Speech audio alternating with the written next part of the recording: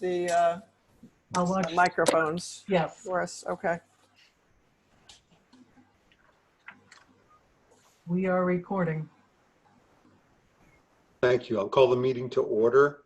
Let's see, we have Larry Preston is being seated for, help me, Flo, Either EJ or Vera.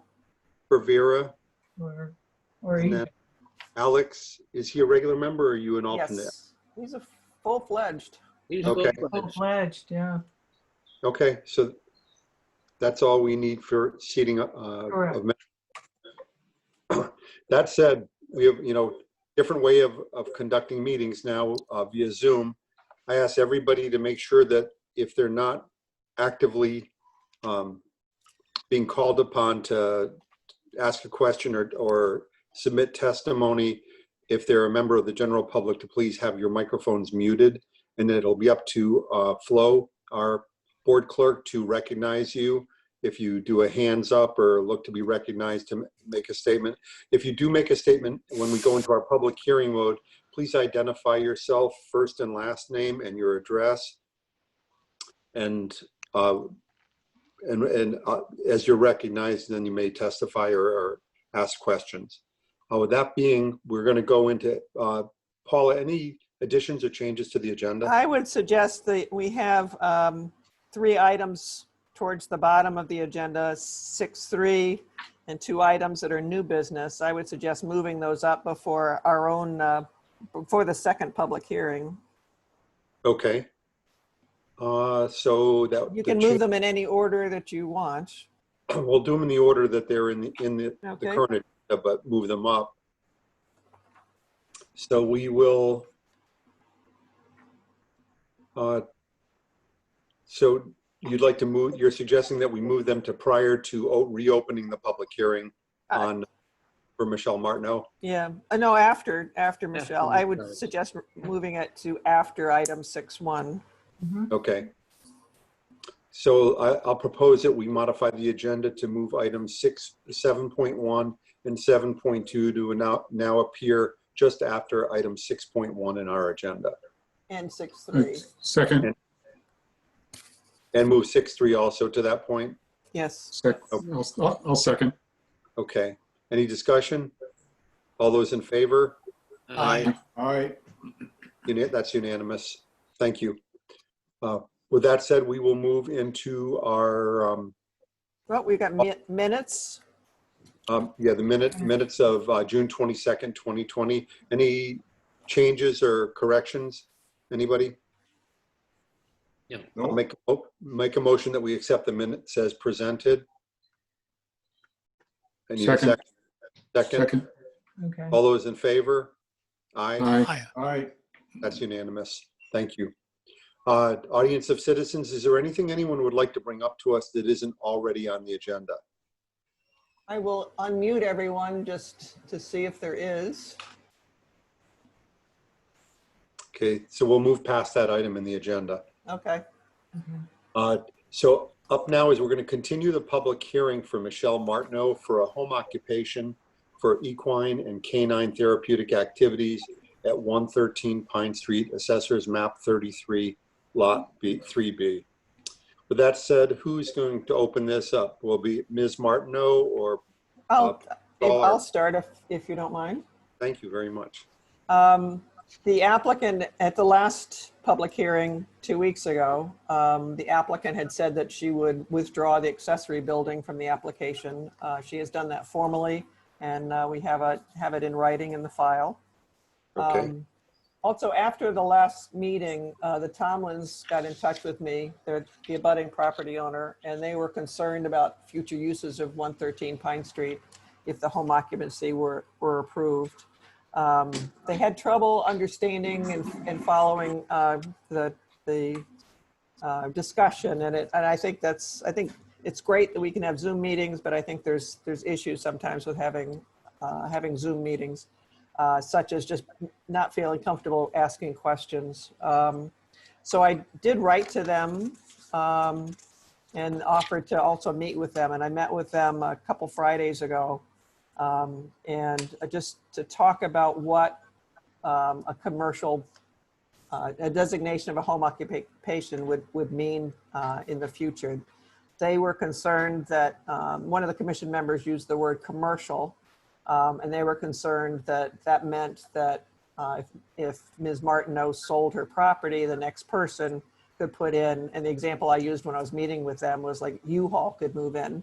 And they said, yes, that's exact, because it would be commercial. So I talked to them about how, that it would always be a residential property. It was residentially zoned. It would just be residential, but now with a home occupation. So they felt comfortable having talked to me, and I know they spoke with, that same day, they spoke with Ms. Martineau, who they were meeting to talk about screening, possible screening between the two uses. And the Tomlins decided they don't need any screening. And I also have that in writing that they didn't need screening. And when you're ready to open this up to the public, I'm presuming Brenda will want to speak. Okay. Let's do that. Any questions from the commission at this point? Nope, read the letter. Okay. So that being said, well, let's open it up to, does the applicant wish to speak? In here. You need, Michelle, you need to unmute yourself. Yeah. There you go. Yeah, it's fine for Frank and Brenda to go first. I think we've resolved any issues. Thank you. Okay. There's someone here to speak? I'd like to speak. We have no objections. Brenda and Frank Tomlins, we have no objections. In your address again for the record? 111 Pine Street. Okay. Okay. Is that everything you'd like to say? Yeah, I really have nothing else to say. Okay. Okay. Let's bring this, anyone else from the public that has something to weigh in on this? That I am assuming no at this point then. That being said, it's back to us. Is everyone on the commission comfortable with closing the public hearing? And Paula, do you feel we're ready to close the public hearing? I think you are. Okay. Anyone else? Any of the members? I'm comfortable. Yeah, we have all the hours established and all that type of stuff, right? In the application, Yeah, I saw it. she Okay. specifies in the statement of use that it would be a maximum, and the revised statement, the Yeah. maximum would be a total of 5 visits per week, not specifying which days of the week, but only 5. That's a total of 5 for any of the activities. The hours were, I believe, 9 to 6. 9 to 6, yeah. Yeah. It's all spelled out. That's good. I'm fine. Okay. Just going through the suggested motion that was in our packet, and I'd rather discuss it while we're still in public hearing mode. Unless you, Paul, you might think we'd do better to discuss it once we go out of public hearing mode. If there's nothing that you would be needing for additional information, I think you can do it outside of the hearing. Bring it up now. So in the motion, and this is not a motion I'm making, I would like to read it out loud so that the public's aware of what the potential motion might sound like if we voted to approve this. Motion to approve, I won't go through the legal description, based on the application, site plan, and statements made at the hearing, and the revised statement of use that limits the activity to equine therapy and indoor canine training. No more than 5 visits per week total, no boarding of dogs, operating hours limited to between 9 and 6, no accessory structure as originally proposed. I want to be really clear, if we vote to approve it, that there will be no unattended dogs occupying outside space where they might be in a fenced-in area or on a leash, not attached to a person. You know, if they have to go out for a walk, they have to go out for a walk, but I don't want them out there on their own. And that's especially important in a residential zone. Do any members of the commission feel we need anything more broad in this motion to approve than that to protect against that incidents.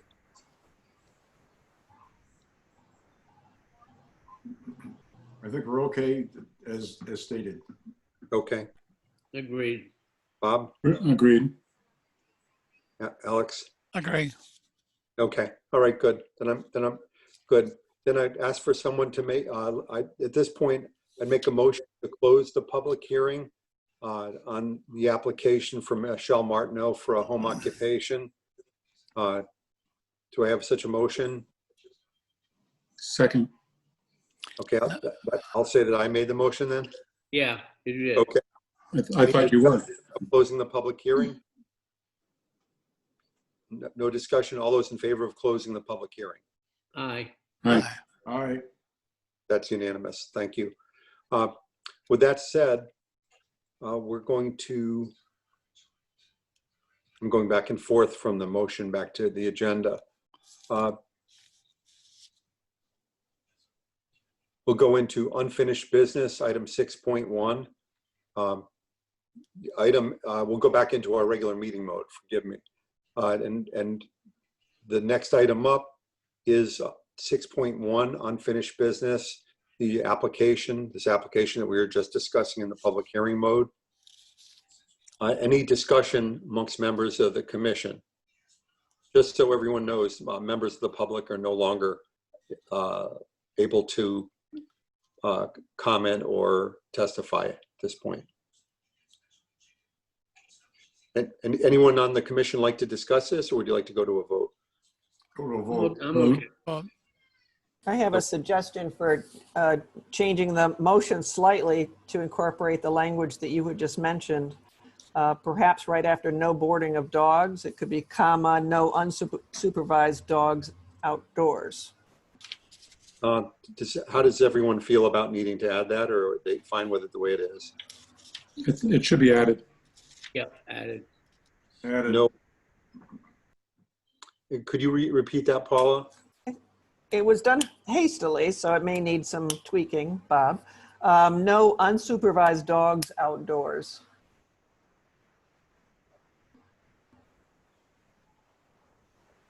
That means you could have dogs in a pen and somebody watching them, right? Yes. Yes. Okay, yeah, that's good. Okay. All right, I'll make the motion to approve, if everyone's okay with that.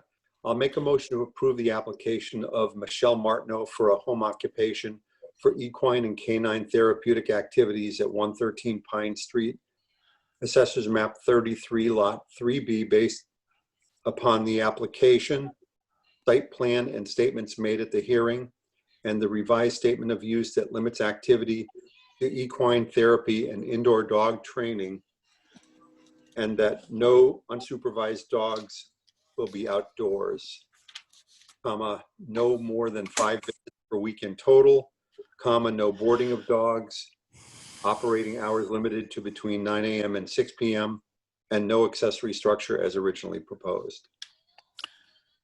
Second that. Any discussion? All those in favor? Aye. Aye. Aye. Aye. That unanimous? Tom, was that you? Yes, yes. That's unanimous approval. Thank you very much. Very well done application.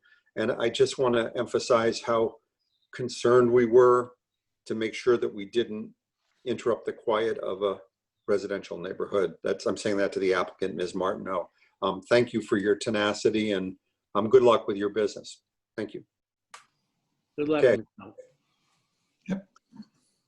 Okay, with that, we are going to move to the revised, help me out, Paula, We're moving to 6.3. the 6.3. Making note. Okay, next up is originally 6.3 on the agenda, Fairview Farm South. This is with regard to a cistern installation and possible bond. Paula, how's this going to unfold? Are you going to talk to us first, or the applicant first? The applicant needs to unmute himself. Mr. Petrowski? Here he is. He's unmuted. Hello, welcome. Good to be here, my hometown. could just state your first and last name and your address for the record.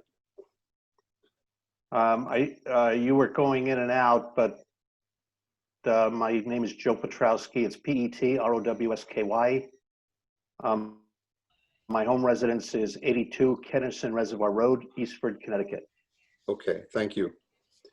That up, you're the, here about the Fairview Farm South subdivision cistern. Yes. Okay, go ahead.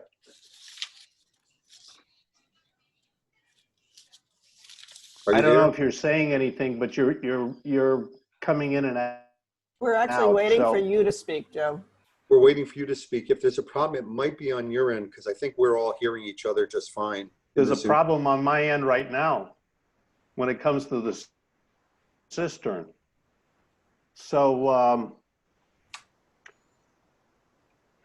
when my attorney put the documents together for this cistern, he never indicated to us at the time that the cistern needed to be in place prior to any of the sales of the lots.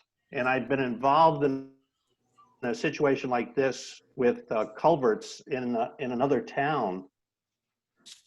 And building permits were issued. However, the restriction was that they couldn't get the CO until the cistern was in place. And we were able at any point to put up a bond for it. So at this point, I don't even know if it's worth pursuing the time to do the bond, even though it's available to us, because we're ready to move forward with installation.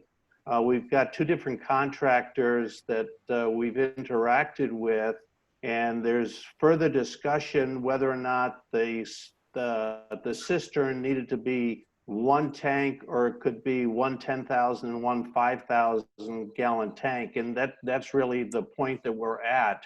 The two contractors were interacting with the fire department to get that answer, but I haven't heard back what that is. But we're ready to move forward with installation as soon as we get the go-ahead. So are you saying I that you I don't want to need, go through the motions of bonding it or anything else, so we just want to go ahead and put it in. you didn't need to come before us? I don't want to take a chance of it not being completed right. I'd rather have it done and move on. Okay, so what you're saying is you probably didn't need to come before us tonight. Is that what I understand? If you're going forward with putting it in, it would, in essence, correct the situation. Maybe you're looking for a perspective from the commission. Is everybody here comfortable if the fire department signs off on two separate cistern tanks that total 15,000 gallons? Are we comfortable with accepting the fire department sign off on that aspect of it? And Paul, I would ask you to weigh in on that. Yeah, So I don't have the subdivision regulations in front of me. However, the stipulation in section 13 that requires these it's required that the fire department sign off on it. It's not staff and it's not the commission that would sign off on the fact that the cistern has been installed properly and is in working order. So Right. I would honestly leave it up to them if there was, two different tanks or one tank or three tanks. To me, that's the fire department's decision. I Right, feel the same way. Does everyone on the commission feel that way? yeah, Quite frankly, Excuse me, just one. I wouldn't go along with 3 tanks. It would just take up too much space. I would just leave No, I the would 2 just- tanks. Mr. Petrowski, just give us a moment. We were talking amongst the commission. Hold on, please. I just was asking for a consensus from the commission. Are you fine with us just deferring to the fire department if they're willing to accept that? yes. Yes. Everyone's Yes. good? Okay. Yes. Sorry, Mr. Petrowski, go ahead. Yeah, that would be perfectly fine with me. Now, for any reason, I'm not told whether or not these tanks are readily available. I'm assuming they are. But if there's an issue with it, I don't want to stand in the way of the 2 people that bought the lots to be held up as far as their building permits. So If that's the case, and it's gonna take, I mean, I quite frankly don't know how long it takes to get these tanks. It's not a normal size, the 10,000 in any case. So would a bond be appropriate at that particular point for whether it's a month or, I'm not sure. That's a question that you would have to answer. You have Well, to, I'm ready, if need be, I'll put up the bond immediately, because I don't want to hold up the two people that bought the lots. you're asking a question that relies on a lot of information that we don't have to make a decision. Okay, As far as all that goes, I know that I question whether the lots should have been offered for sale or sold prior to the cistern being installed. But we are where we are. Nobody's trying to beat up on this as long as we can get a resolution of it. right, As far as all the questions you're asking, there's a great deal of contingent information that if you're asking for a perspective from us, I would think that we would want to have in front of us before we give you a reaction to that. So that being said, it's up to you to decide whether or not you want to go forward with installation of the cistern, and hopefully that resolves everything in a timely enough manner for you and for your customers. Or if you decide you want to bond it, then you just approach us with our normal procedure for bonding it. I don't weigh in any more than that. okay, no, I'm totally okay with that, because again, my preference would be to just do the installation rather than do the bond. That would make the most sense. It's a lot cleaner. I And then understand. nobody has to worry about whether or not it's ever gonna get done. I'm making no statement about whether it's one way or the other. I'm just telling you that you make a decision about how Yeah. you're going to proceed. But I would think if there's going to be any delay, I would refrain from offering for sale or selling any other lots, knowing that you're in a non-compliant situation with the approval that was given for the subdivision. Okay, hey, I'm fine with that. Okay. So at this point, there's no application in front of us and nothing for us to act on. If you do come back, coordinate it through our town planner, putting in an application to for a possible bond for the cistern installation. Terrific. Okay, thank you. Okay, thank you, everybody. Rick, Thank you. Rick, Yes, hold on one second, please. just in case, just so I'm clear. The cisterns will be either in or the bond will be in place before the building permits are issued. Is that correct? Correct. Yes, very clear. So that's what was said just now, but Yeah, there's no mystery about that. That the cistern has to be installed or the bond. or a bond in place that's sufficient to, according to our review process, to before a building permit can be pulled. Okay. Okay. Good. Thank you. So with that said, All right, thank you, everybody. thank you very Bye. much. Okay. That was item 6.3. Next up, we have item 6.2, our proposed. No, we'll 7-1. No. Pardon me? 7-1. We're still moving down. We're down on the bottom still. Sorry, I was Item confused. 7-1. So next up is item 7.1. There was Walter Tabor, an application to modify and approve special permit to add a farmer market at Heartstone Farm and Winery, 468 Route 87, Assessor Map 30, Lot 38. So what we have here is a request from Walter Tabor, and we had a newly received statement of use. I would either ask the applicant or Paula Stahl to read that statement of use as it was submitted to our town planner just prior to the meeting. I didn't get a copy of it. I asked Walter to do a verbal statement of use instead of a written one. That's Okay. okay. All right, that's fine. And Walter is here. Okay, so let's open up action or let's move it into this application. Let's go. What page is that in our documents? I don't print all this out, so it's easier if I know the. It's Almost at towards the the end. end. It's almost at the end. Yeah. by the last 4 pages. Thank you, Alex. I see it. Okay. So, with this said, it's on page 23 of the PDF file that was distributed to the members. We'll ask the applicant to make a statement about this. Yes, hello, this is Walt Tabor, 544 Route 87, Columbia. Thank you, Mr. Tabor. You hear me okay? Yeah. Yes. Loud and clear. Hey, folks, how you doing? I Good one. just wanted to, what I did was I emailed Paula maybe 40 minutes ago Okay. a intended statement of use. And basically what it said was there were 3 points. One was that the farmers market will be operated by a small nonprofit. I am on the board of the nonprofit just so that I have some input as the property owner and I kind of stay in touch. The other thing is that the intended hours of operation or the intended operation of the market would exist on Thursday afternoons, roughly from 3 to 7. That could fluctuate depending on the sunset. You know, we do it earlier, late in the year, later, earlier in the year, and that it would take place at the edge of the existing parking lot.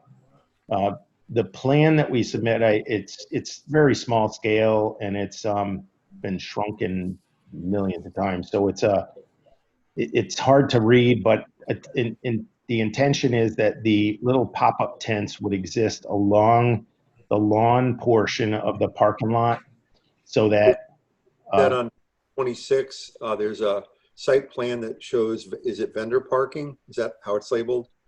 well, the little pop-up tents would be on the grassy area adjacent to the parking lot, and the vendor parking would be adjacent to them. So they would exist on the grassy portion. I'm tight mowing it so that they can, you know, park and do their thing there. And that leaves the parking spaces of the existing parking lot for the public. It's a harder surface. It's less prone to tripping and what have you. And so it's again, it's on at the edge of the existing parking lot. Okay.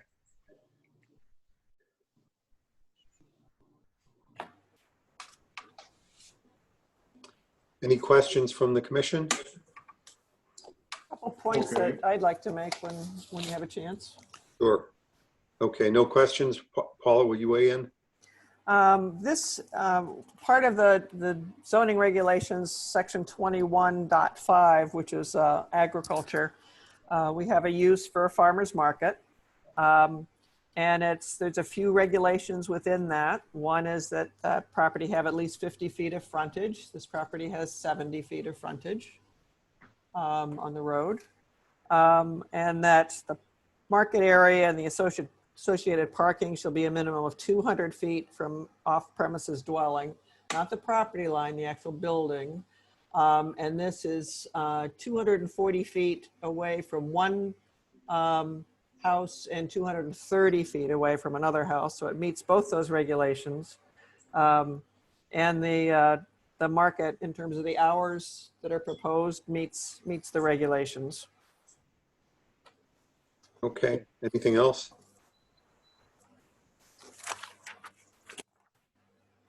Any thoughts from the commission? I think it's a great idea. I do too. That said,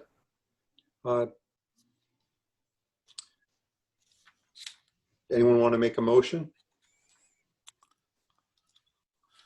Yeah, I'll go back to the memorandum. I did not write a memorandum on it. Okay, I'll make a motion. We approve the application as presented. I'll second it. Any discussion? Okay, all those in favor? Aye. Aye. Aye. Aye. Unanimous. Thank you. Thank you, Mr. Tabor. And thank you. Thanks, Yep. Walt. Yep, Good luck. I think that's the first time I called you Mr. No, but I like it. Okay, I'd feel better if I saw a glass of scotch and a couple of beers on the table when I look at these meetings. How do you know that's not what we're doing? Because I can't see it. All right. Thank That's you, right. folks. Thank you very much. Thank you. Hey, thanks from the farmers in town. Okay, so next up, we're going to go into 7.2, the Corso subdivision, an extension request. There is a memorandum on that. This is the subdivision that's down on the end of Route 87, kind of across the street from the Tabor's home.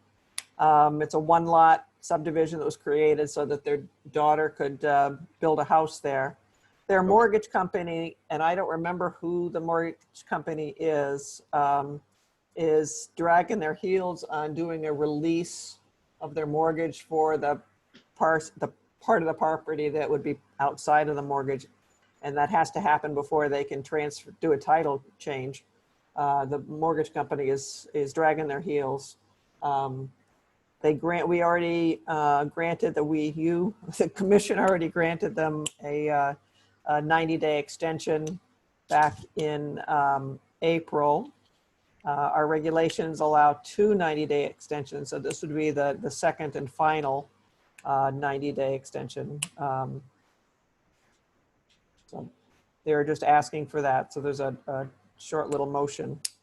And that is, tell me where that is. That's the very last sheet in the packet. Okay. Okay, we have a suggested motion. That's on page 28. I'll make a motion to grant. Any questions from the commission about this? I'm fine. Okay. Move to grant a second 90-day extension to file the Corso/4 subdivision Mylars on the town's land records in accordance with section 4.13 of the Columbia subdivision regulations. Do I have a second? Second. That Larry. Is that Larry? Yeah, Larry beat Tom. Any discussion? All those in favor? Aye. All right. Unanimous. Thank you very much. Okay, next up is, Go back to the public hearing. the proposed zoning regulations. Paul, you want to give us a summary of where we are on this? You need to reopen the public hearing. Okay, I'll make, do we need a motion to reopen it? We don't. So I'll just reopen the public hearing for the proposed zoning regulation revisions to section 8.5, 61, and 65. 8.5 is home occupations, and after this last little go around with home occupations, and also somebody else that had called and inquired about a home occupation on a rear lot. I'm thinking that we may want to consider revising these a little bit to allow for a public hearing anytime there's a home occupation on a rear lot. I have a couple thoughts. I haven't spent a long time Yeah, there's some working noise. through that.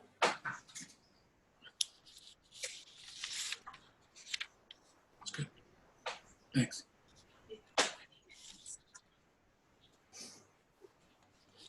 But I think it would be good to just think about whether or not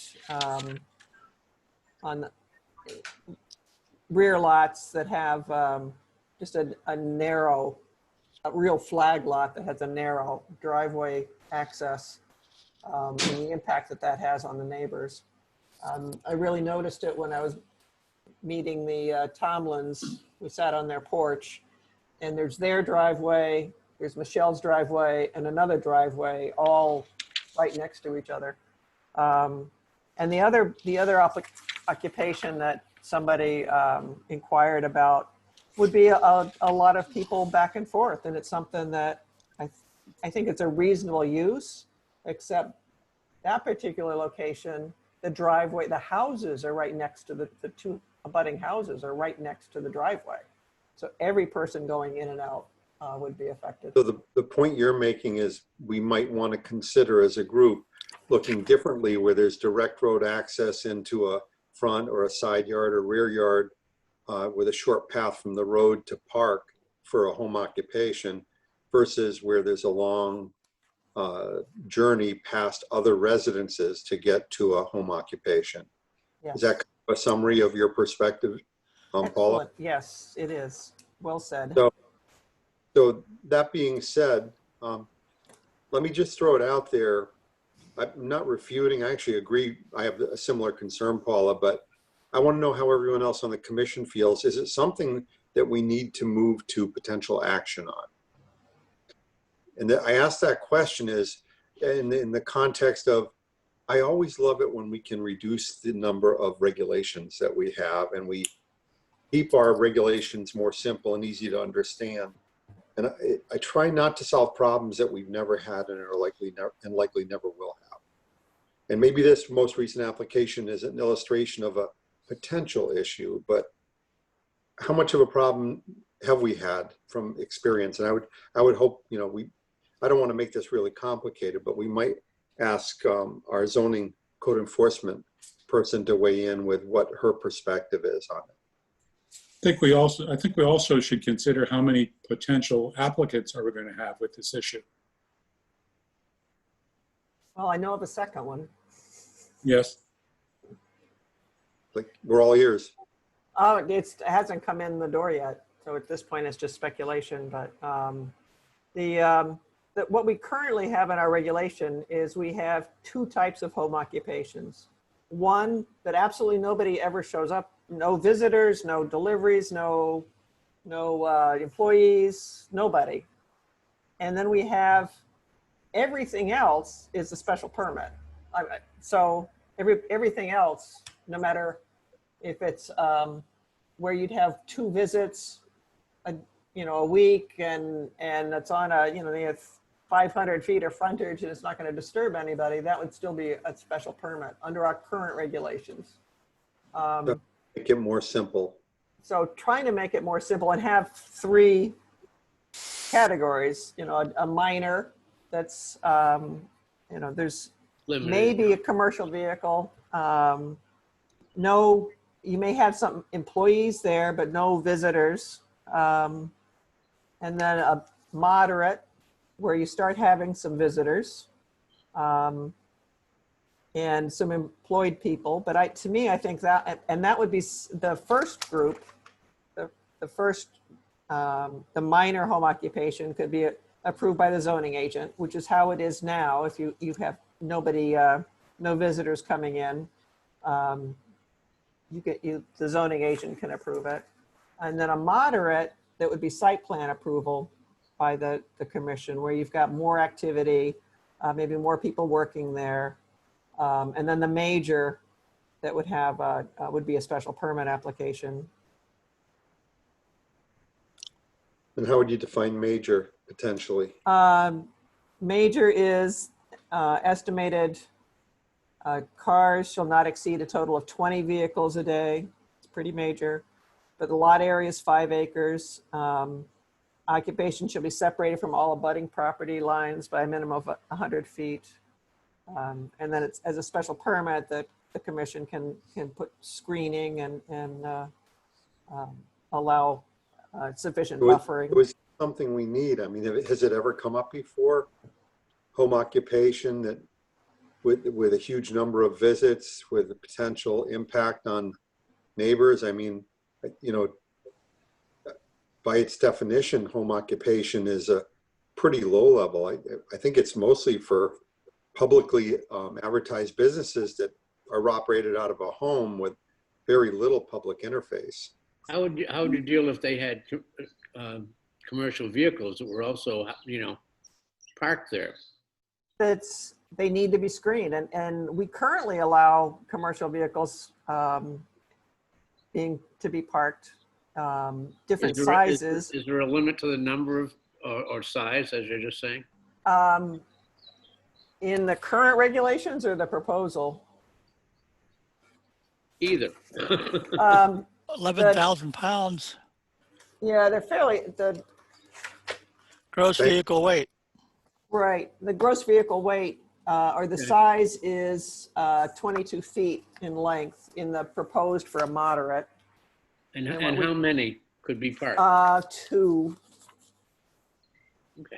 They'll have to either be garaged on the premises or screened so as not to be visible when standing at ground level from the boundary of any adjacent property, including those properties separated by public or private right-of-ways.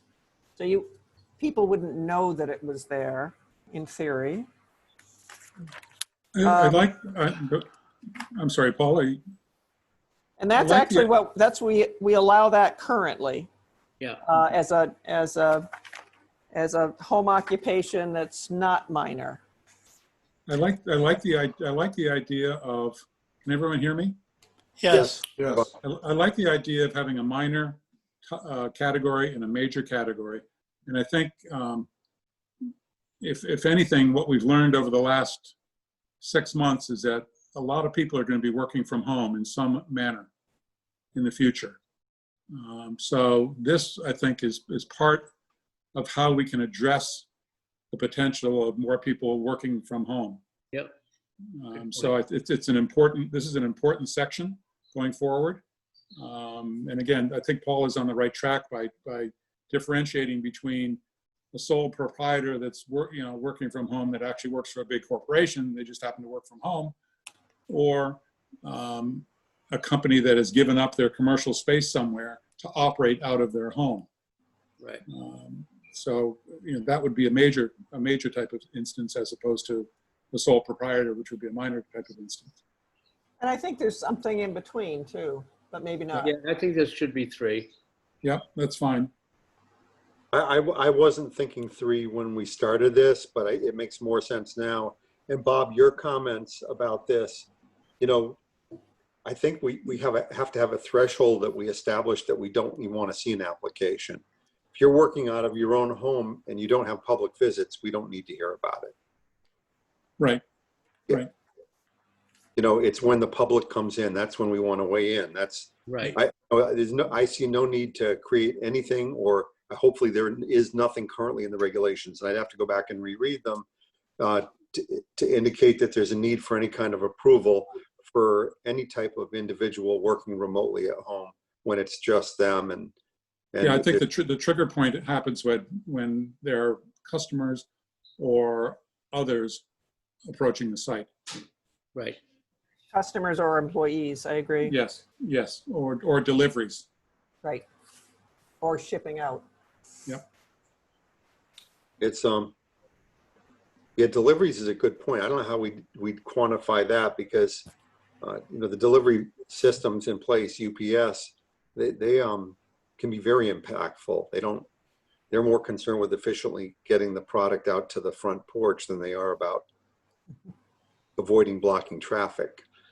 But that said, so the minimum, I'm calling it the minimum, moderate, and the major levels.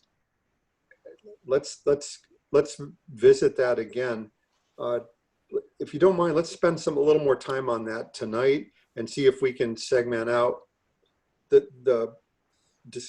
we'll have a discussion about how we differentiate. Right now, if you do it by vehicle trips, all they have to do is lie. And we're setting our up for.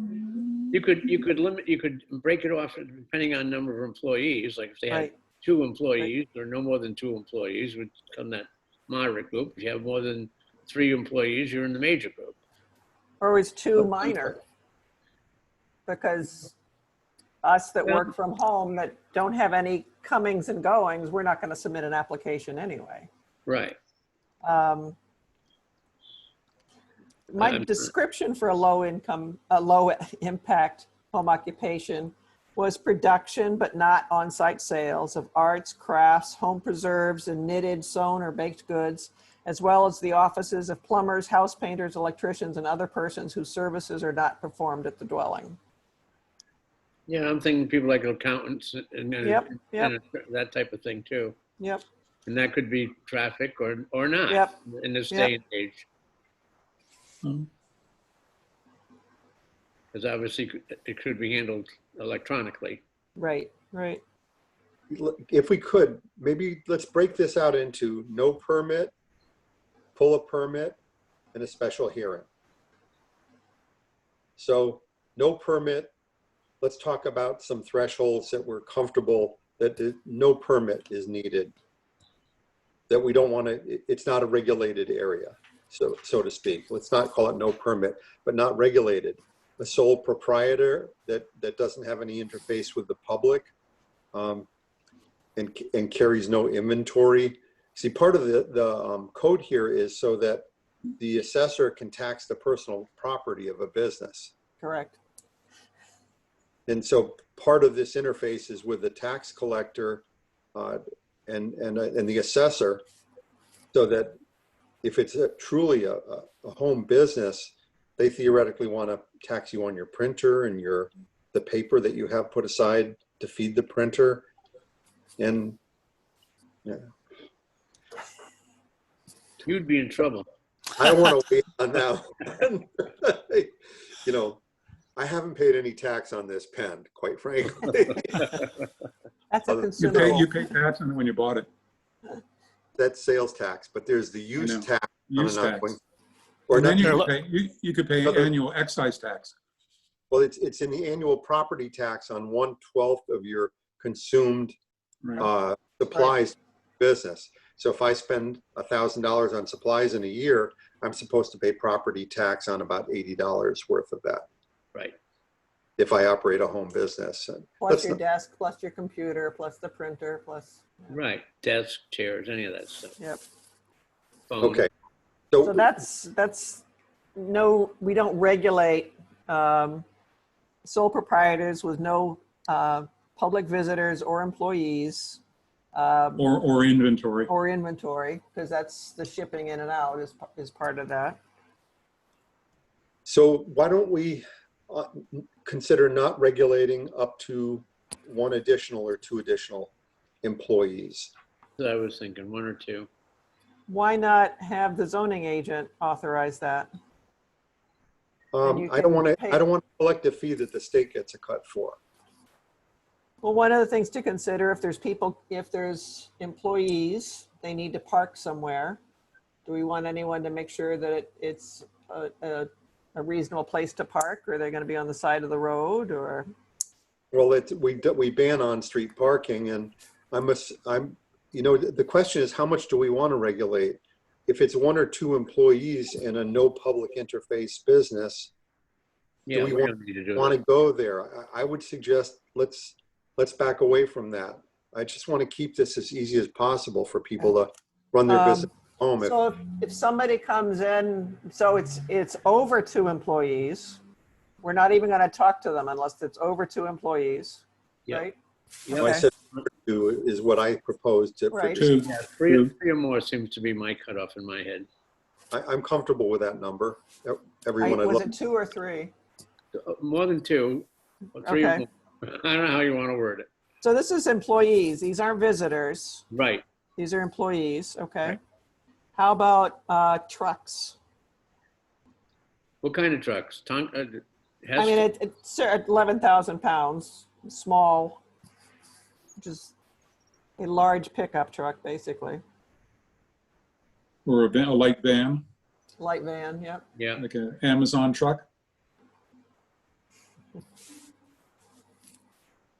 Well, you don't. I think I don't think you want a lot of them. Well, the reality is you're going to get them. I mean, the Amazon truck stops at my house Well, 2 it's- times or 3 Oh, times a no, week. you're Yeah, talking- this is the No, yeah, business he's owning talking the that it's going to vehicle. be parked there, Bob. Not. Oh, not, for parking, yes. I thought we were talking about deliveries. not yet. Not yet, Okay. yeah. No commercial vehicles parked. So,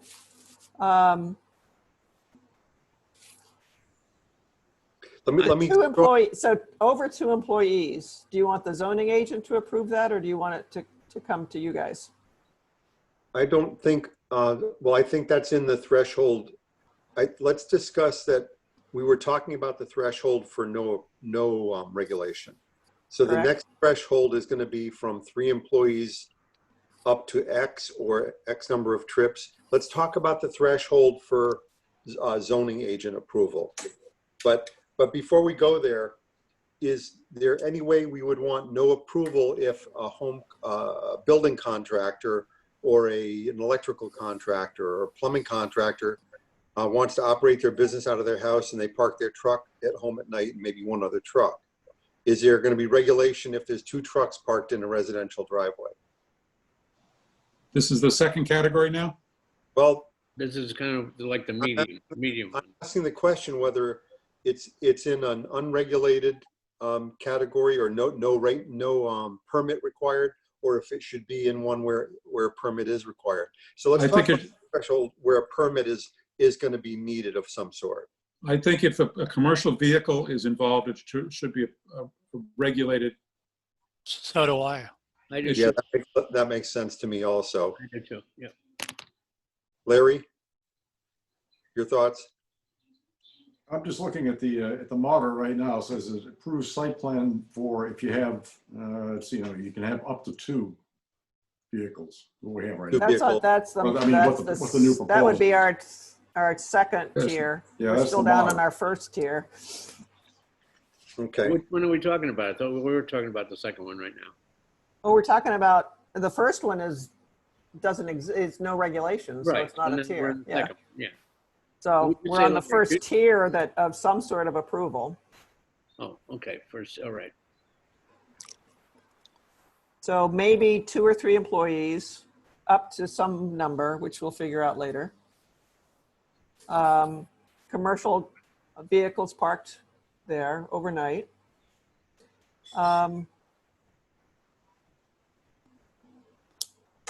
About 3 employees or less and 2 vehicles. And limit the size of the vehicles. Yes, Correct. definitely. That sound okay for the second tier? I think what we're talking about now is the first tier of the regulated, meaning Yes. Right. Yeah. yes. Okay. First tier, let's be clear. So we've got basically no permit is 2 employees or less. Correct. Okay. Correct. So the first regulated tier that would be potentially approvable by the zoning agent without having to come to us would be 3 employees or less. 3 employees or less, a vehicle size and 2 limitation for vehicles. parking. What size do you think, Bob? Well, anyone? 11,000.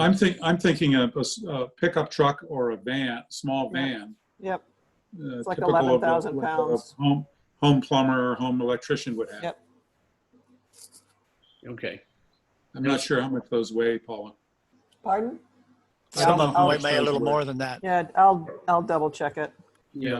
I don't know what they Okay. weigh. Are you I'm going just- by weight or by length? And It's, No, we can that's do fine. either one. It's usually gross weight, but it also can be by length. If it's a plumber truck, you have the weight of the piping and Correct. tools they carry. Some of those get up there in weight. Okay. So I think just- size might be a better way to go. Okay. Yeah. Yeah. or one or the other, no longer than this or in Yeah. excess of the number of pounds. Yeah, no longer than X. Yeah. Yeah, I think I'm trying to give Paula some clear direction so she can come back to us after some research and say, this is what I found, and these are likely limitations. I think based And on, if it's going to be 2 commercial vehicles, those have to be screened. Yes, they should. be. Yes, yeah. Yeah. Well, yeah. This is very Yeah, I- helpful, guys. I get a appreciate plumber it. truck in my neighbor's driveway all the time with a sign on it. Yeah. So how about, It's not screened. Or a septic inspection truck. Yeah. Or a septic pump out I truck, was just gonna say. the honey wagon. So this one also should be, there's no on-site sales. It's just, we're just talking employees here. No sales, no classes, no personal services. Or should we No allow? on-site inventory. Okay. inventory in a truck, but not on site. Right. Yeah. Yeah, that's a good point. Although most contractors do have some inventory in the garage or in an outbuilding. That's what we're trying to avoid because Okay. a lot of Alright. contractors are pack rats. Next thing you know, there'll be Yep. concrete forms piled up in the backyard. Be all Okay. over the yard.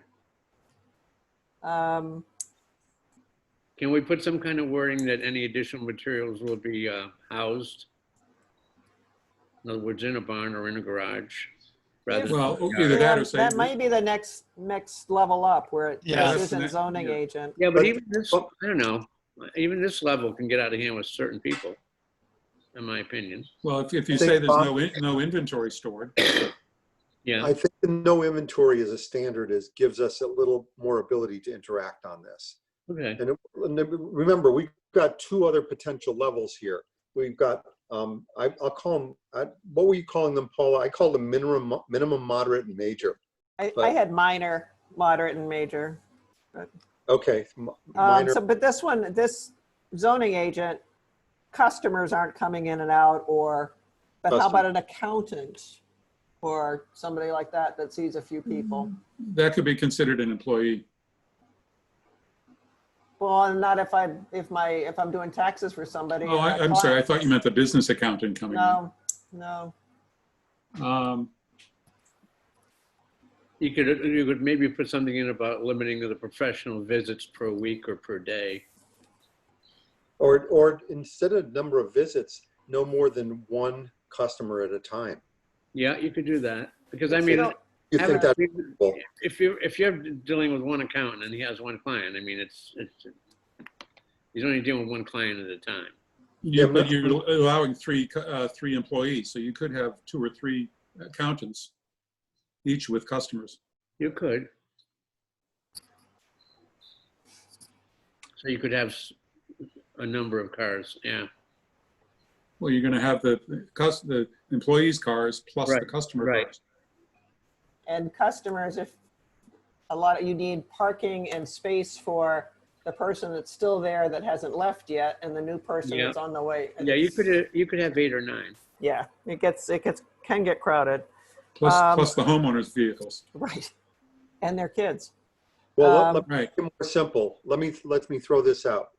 What about no more than X number of vehicles related to the business on the premises at a given time, period? Yep. Period.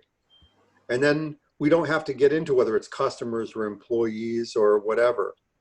So we allow limited public customer interaction and no more, let's add one more vehicle from the 3 vehicles for employees. And that's the limit. And then you go beyond that, then it has to come before us.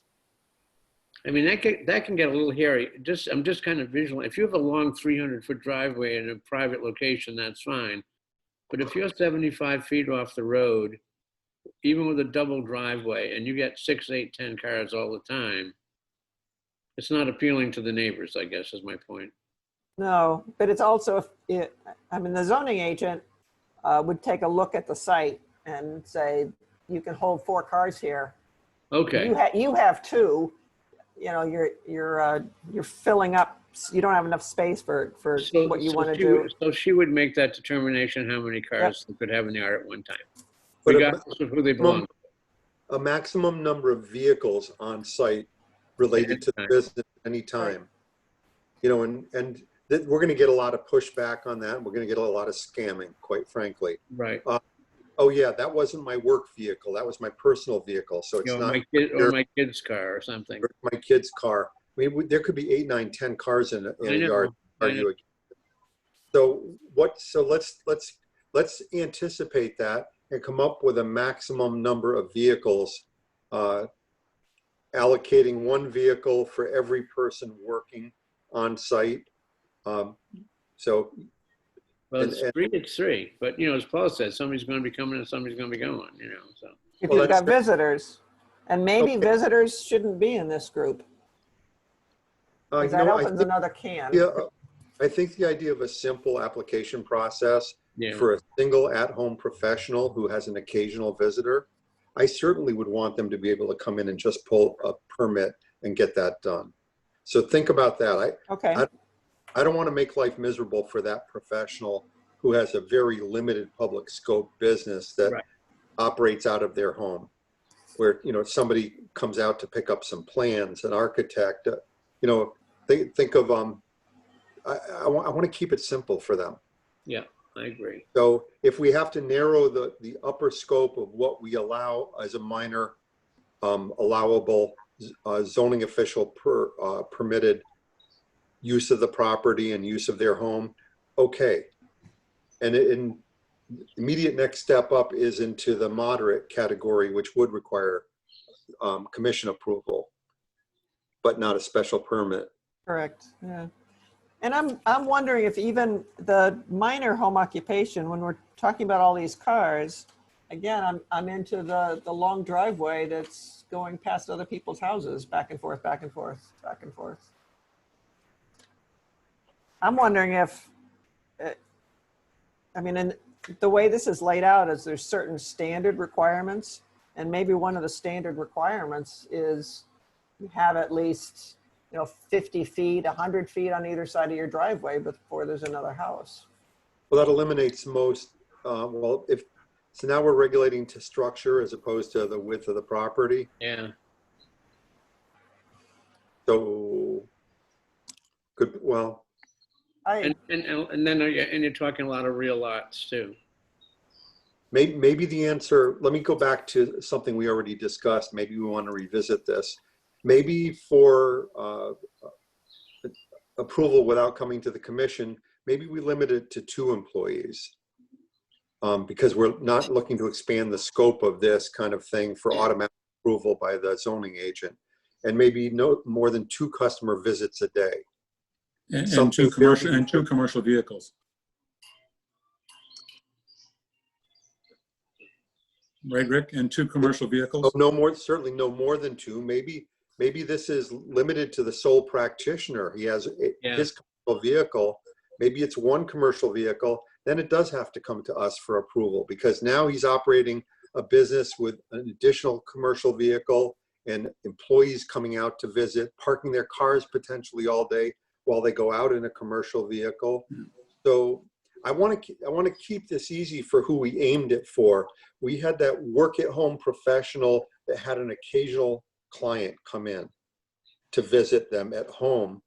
I'd like to keep that simple, but where it's going to create a burden on the neighbors, then I want it to come to us. So maybe you say, go to just no more than 2 employees? 2 employees in 1 commercial vehicle, and then let's bump this up to the next thing where it comes, not a public hearing, but for commission approval. Yeah. So we're at the moderate stage, and so we've narrowed the scope, but it's still usable for almost everybody who wants to use it. Professional home office occupation with an assistant or an employee, the theoretical ability to have a customer or client come out to the house, but it's a very limited interaction with the public. And the zoning official can approve that. But anything a step above that, I think having the commission weigh in on that, because there's going to be a much wider range of potential uses there. And if we don't have a special permit, we're almost obligated to just approve it. But it would come, we could really push for control, a little bit of control, maybe not much. It'll have to be perfectly defined in the regulations what our level of control is for the next step up, a moderate level. But is everybody comfortable with going to 1 commercial vehicle and 2 employees on the first level? I am. Yeah. And two potential customers during the day? 2 customer visits a day. That's a threshold that if it's 5, 6, 7, that they're clearly violating. If we're going to have 3 categories, yeah, I think this is a good first category. Yeah, me too. And I think we're all in agreement that having the 3 categories really is a good idea, because it's as much as we can safely channel into just agent approval, staff approval, great. And then there's our approval, and then there's a public hearing, and we have to think about each of those next 2 steps. Good. Okay. So let me just recap this. 1 commercial for minor use, 1 commercial vehicle with subject to size and length weight and length limitations. Probably the same weight and length limitations we're going to have for every other category, but a different number of vehicles maybe. 2 employees. Hold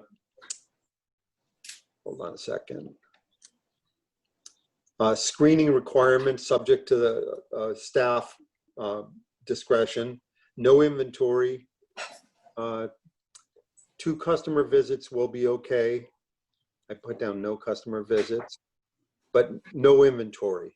So that limits it to, and when we say no inventory, we can't really monitor that. So to the extent that they have something inside or something on the truck, that's non-discernible. So you envision this as contractors, small contractors, Yeah, professionals, Yep. such as attorneys and Accountants accountants, maybe an architect. Yep. you know, let The me 3 throw A's. something while I'm thinking of it. Maybe customer interaction by appointment only, no public visits. Right. Just That would be good. Yeah, I mean, I just don't see this first level of approval for anybody who wants to drive in the driveway any time of the, during. So right now, what our sign regulations say is that all home occupations can have a sign on the road, small, but a sign on the road, and a sign at the house, like Yes. on the building. Should the minor be able to have a sign on the road? I would think so for the sake Yeah, of I don't order. think- I don't have a problem with that. Okay, I would question the sign on the building. okay. But just at the road, I was thinking the reverse, but, Well, the last thing I want to do is look at my neighbor's house and have a sign on it. In my mind, it makes it more commercial if there's a sign on the okay, building. okay. Yeah, and we might visit the size of the permitted sign because I've seen some pretty obnoxious looking signs for home businesses. Yeah, small. Yeah, very small, like maybe as small as 12 by 18, just enough so people can figure out they're at the right Right. place. Right. You know, I think 18 by 24 is almost too big. Yep. This is Okay. for the street sign? For the street sign, Street sign. yeah. Yep. No They'll building be sign. grandfathered ones in, but you know, I look at the sign that's way out by the road for the contractor at the corner of Delhi Drive there. That's not a pretty thing.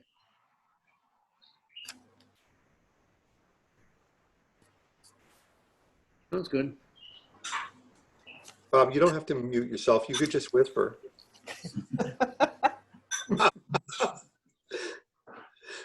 Ordering a drink. Oh. Okay. This is really good progress, everyone. I think that, I'm happy.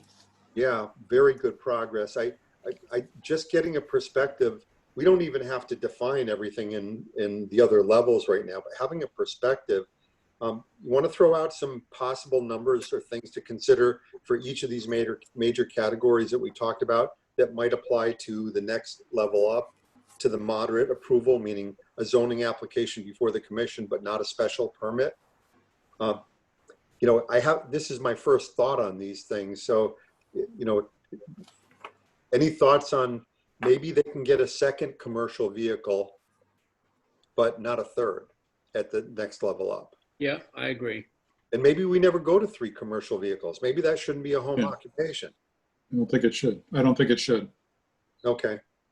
So let's put 2 in that. I have columns I've set up here. Let's put a 2 in that column. Let's put a dash under major, or put 2 under major. Two's also under major, yeah. And employees, you know, think of moderate. What is it that we want to control by coming before the commission? It's really the traffic and the outside, I would think, more than the number of employees. So maybe we're trying to keep these really truly home businesses, not commercial businesses that have relocated into a residential neighborhood. So maybe we don't expand the number of employees at the next level up. Maybe we do. Why don't we put a 2 in that column, but a question mark next to it? And, So and it's we the same as the entry, same as the Yeah. minor? And you might go to 3, but I'm not even sure 3 is good. But, you know, you get more than 3 and start getting 4, 5, 6, you know, like you said, it's no longer a home occupation, in my opinion.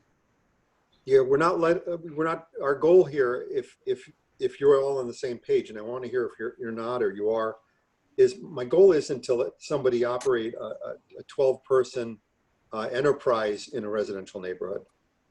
I just don't want that in a resident, Right. you know, no matter how big the lot is, no matter how far off the road, or no matter how private the entryway is. I would want to see that in a commercial environment. And it's, so. Because you end up defeating the purpose of zoning if you do that and make it And wide. vehicle weight and length limitations, I think, would be across the board for any potential use, whether it's moderate or major or the minor. Yep. Then the screening requirement is also required, Yep. but it would be subject to our interaction at the next two levels. The no inventory thing. So let's talk about moderate use. Moderate use might involve some sort of public interaction, depending on its impact on the neighborhood.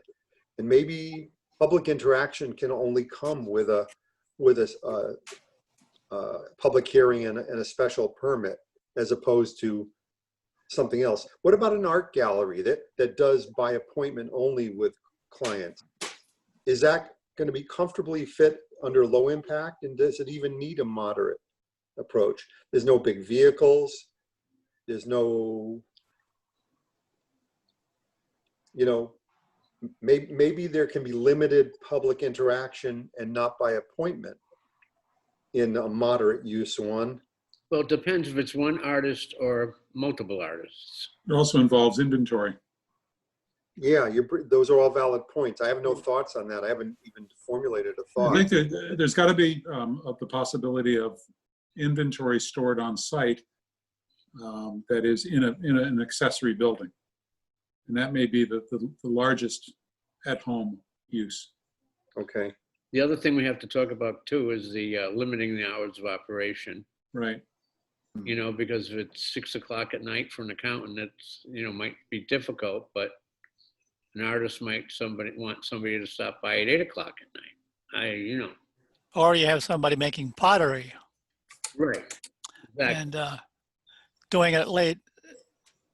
You know, most potters now local ones use electric kilns, but to assume they didn't. Suppose they had a gas kiln, they're going to run it. Yeah, until 11 o'clock at night. Yeah. You remember many years ago, we had an issue with an at-home business. The gentleman used a chainsaw to carve logs into statues. That was before my time, Rick. And the neighbor was Darby Polanski, who's on Coventry Planning and Zoning, owned land next door to this and complained to us about the smell of the fumes from him treating these with all the chemicals. Wow. And complained about the noise from the chainsaw operating outdoors all the time. That reminds me, what if you have a tree trimming service? It's one guy and it employs like 3 guys, and they park the truck at the house, and the truck goes out every morning. They're going all day. They do all their business over the phone, probably on a cell phone. Well, likely their truck's going to exceed the size. That's going to make it commercial because of the size of the truck. Yes. Yeah. But Bucket truck. I think of an electrical contractor with 5 employees operating in a residential zone, and all 5 employees come in. They take off in the 5 commercial trucks that sit in his driveway overnight every night. I just don't see that as something that we want to see in a residential zone whatsoever. No. Agreed. Okay, so I'm going down the list here. So the no inventory, under moderate use, some sort of inventory would be permissible. We would need to work on that. You're going to need some inventory for, I mean, even a potter needs clay. So which is your inventory. And then once you've made it, then you have an inventory of your finished goods. So But it should be all indoors. Yes, or under, yes, of some sort. Okay, I indoors. think in all categories, all indoors. No, but I mean, in an accessory building or in the home, one or the other. Yeah, it's indoors. And I think that should be across the board. Yeah, I agree. Well, do we even want to permit an accessory building to operate a business out of for an at-home business? especially in the second category with no public hearing? I No. throw that No, question. no, No. no. Yeah, No, I'd say no. Yeah, so I don't see no accessory, I see no accessory building. I mean, all of a sudden, the accessory building could be the office with 3 employees. Okay, so no accessory building. Let me, two big questions I want to contemplate for this moderate use is the number of guest visits per day and the by appointment only thing that's in the lower level.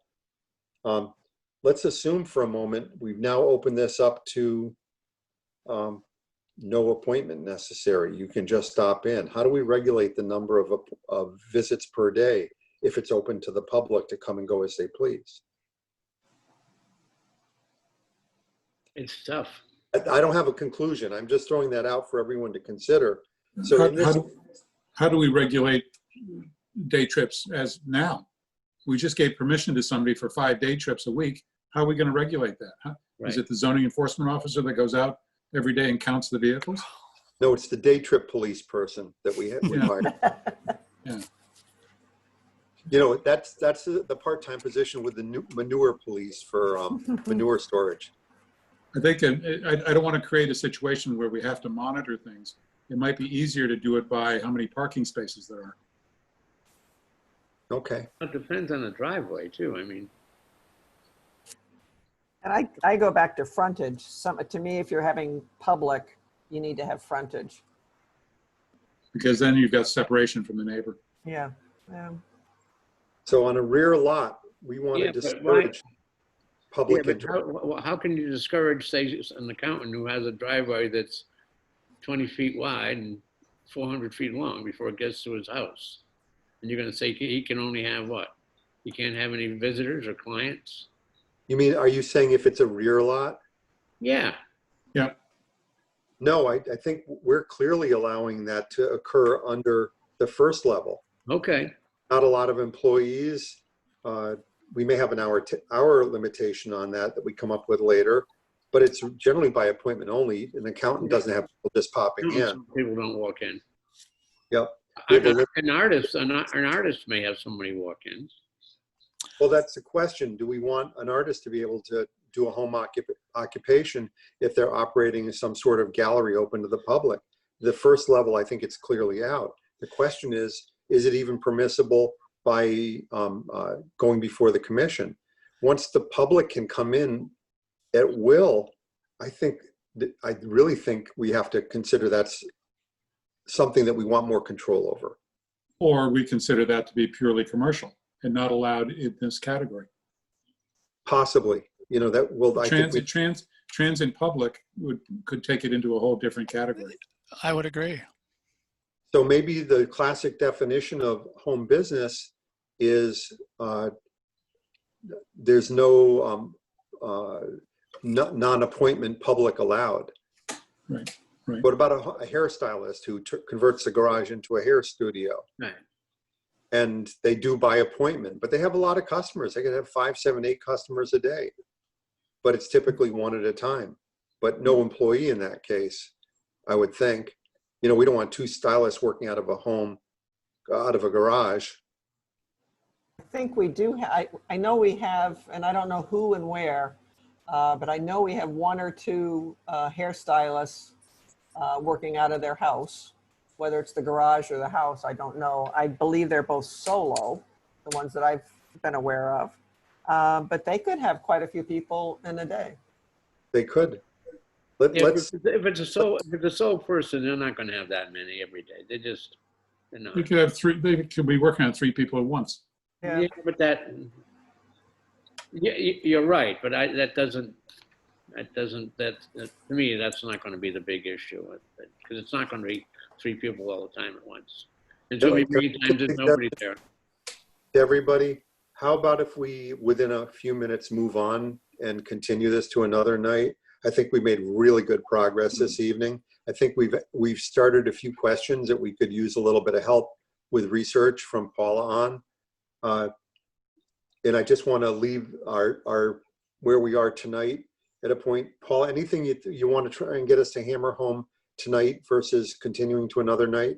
We can continue to another night. I'll play around with this and start making some framework that we can work on the I next think time. it'd be a really good idea to have some kind of a table so that we can compare. Yes, very- that's what I was gonna do. Yeah. I've Yeah, written, a table would be really helpful. Yeah. I've been tracking this on a table that I made here, and I can interact with you offline, Paula, and give you an idea. But it's really helped to consider what we're doing. And in many cases, I see the major use, very narrow range of potential uses that would need a major use, but only a limited number that would even be possible under that. And I think we get back to impact on the neighbors. How do we be very careful about what that impact is? Could be that anything on a rear driveway has to be go under major approval because we're worried about a long driveway going past neighbors. In many cases, it may not come close to a neighbor's house, but maybe Yeah, anytime. If somebody's selling maple syrup or honey, I don't know if you have to do that, but Well, I think a farm stand approval might also fit in. fit in there, but it's a valid point. But I think we really, by hammering out the minor ones that, at least where we're aiming now on that, it really helps formulate a template for what we do at the next level and the next level. Yep. And I think we accomplished a lot this evening. Yeah, I think we have to be very careful that we don't gravitate into a commercial use. Just going to say that, Bob. I think that Yeah. we don't want to expand to the point where people in town feel they can have commercial anywhere in town. We have commercial districts and we also have mixed use districts that, Right. that could have a little bit more activity from people. So there's a But we are lot more. to discuss. living in a different time, and we'll probably continue to live in a different Correct, time for a while. And maybe for a long time. Okay. Good, very productive. Thank you, everybody. Just want to make sure any thoughts are on the record. So I'm going to move on now to, We have two other zoning revisions that are, That- we don't need to talk about them tonight, but we also have parking and performance standards. okay. Why don't you just give us about 2 minutes on each one, your perspective All right. tonight? Our current parking regulations are inadequate. They have some of the languages for categories don't make sense. I'm not proposing that a great deal of change happens other than things are formatted a little differently. Things are listed differently. I think currently now we don't have a category for home occupations. We have a category for professional, and it's based on the professional who has an office at home, not as a professional building in a commercial district. So it's just making some changes in that regard. A lot of the language is exactly the same as it is. It might be rearranged in this draft, but that's the parking one. Performance standards, there's just the basic standards that need to change. A lot of the standards that we have now are sort of the outdated way of phrasing things, and we don't talk about odors and vibrations, and we need to button up noise, which is impossible to enforce, but at least if you've got something in the regulations, you can at least have a little something to hang your hat on. Currently, we refer to a table that is the only, I think the first or second line of that table is printed in our regulations. The rest of it got lost 25 years ago in the regulations, and it hasn't been printed in the regulations since. So we need to take care of that. Paul, has the advent of much more affordable sound measurement technology changed the way that we might write the performance standards and noise regulations? It has, except there's the DEP has regulations that I think we should refer to them for what the standards are. But yes, I've got both a light meter and a decimal meter on my phone. So Is that a legally usable instrument to cite somebody?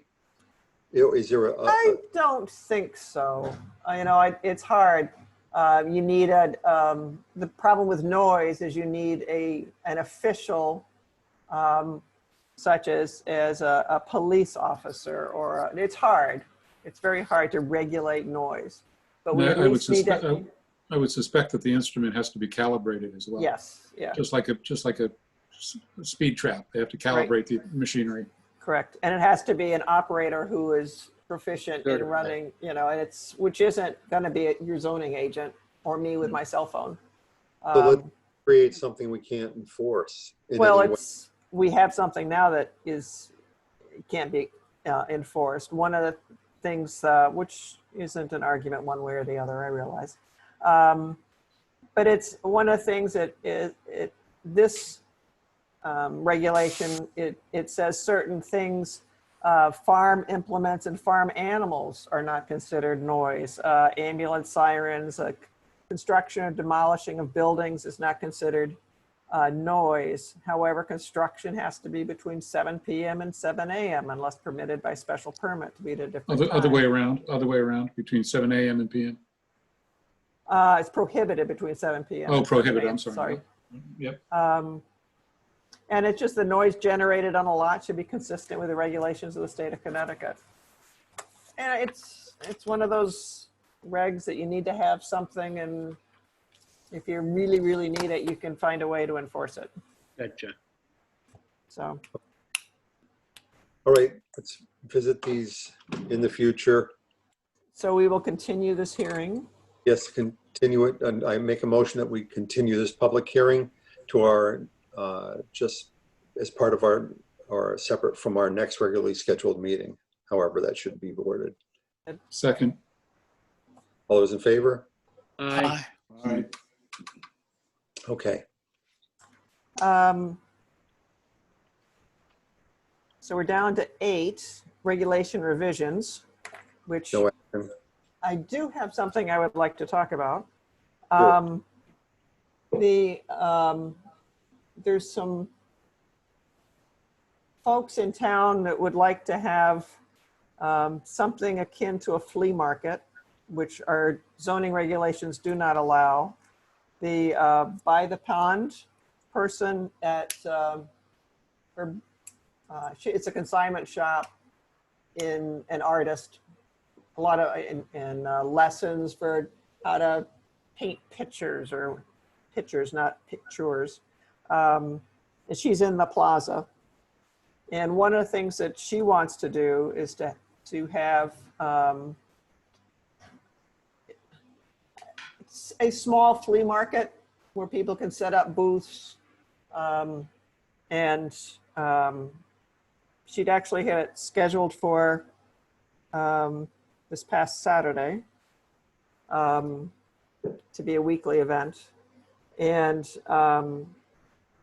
we heard about it, and we were trying to get her to not do it. Actually, she wanted to do this the first weekend she was open, which was over a year ago, and she knows that we don't allow that in our regulations. She got in touch with the first selectman who wanted to know what could change so that she would be able to have a flea market. I don't know if she'd call it a flea market, but it's booths and tents and could be a food truck and all sorts of things. I had suggested that Mark Walter call Rick to see if he thought the commission would be in favor of something like that. I had a call from Mark on Thursday, but I haven't talked with. It's on this subject. Okay. One of the things that I pointed out to Connie, talked to the first selectman. I've not talked to Stephen about it, but I've talked to, and both of us have talked to Mark. When the tag sale spot, which is next door to Michaud's, when they first opened,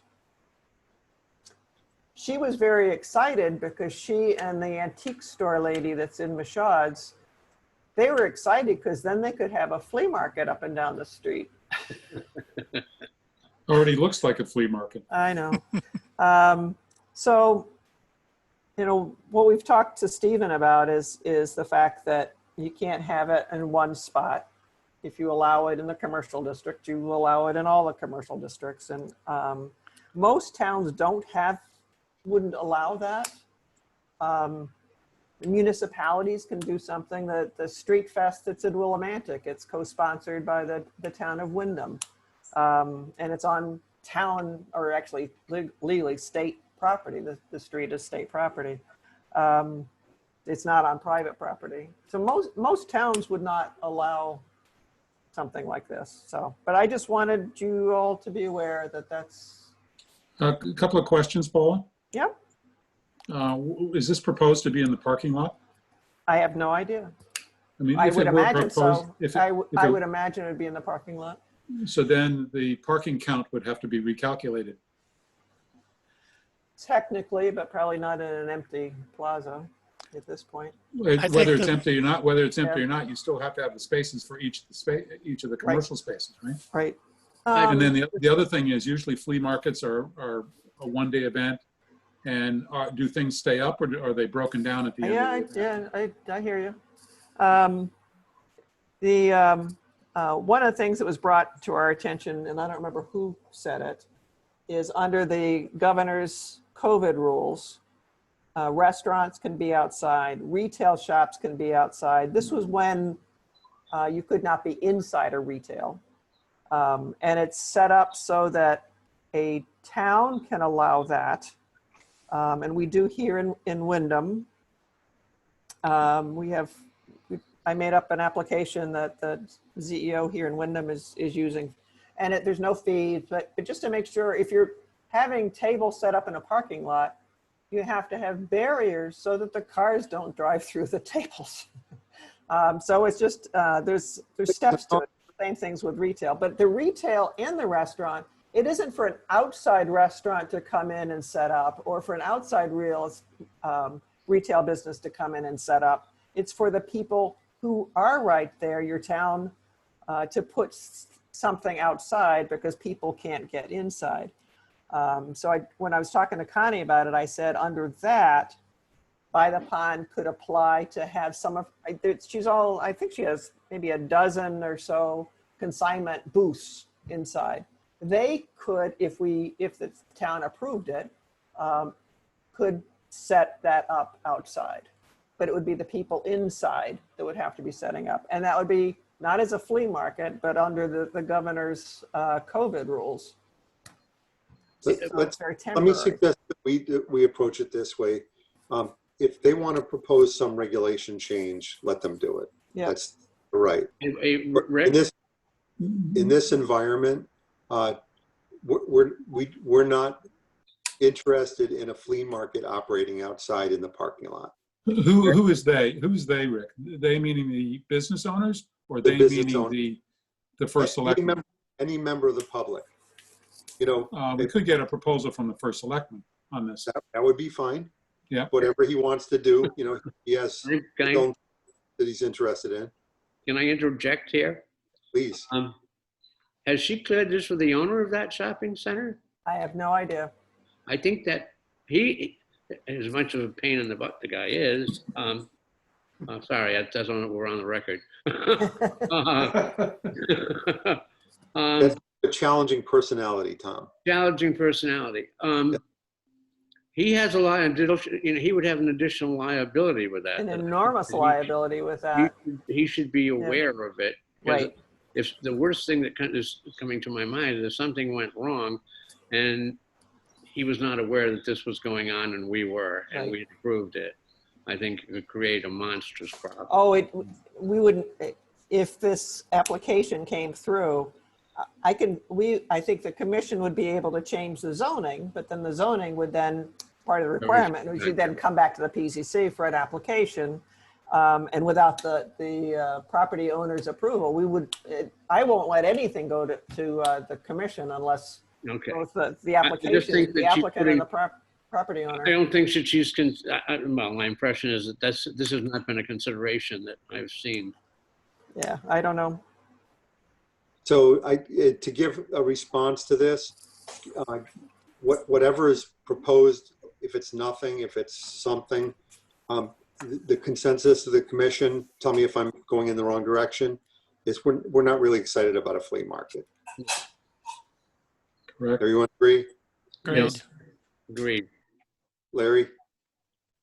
I don't have an opinion one way or the other.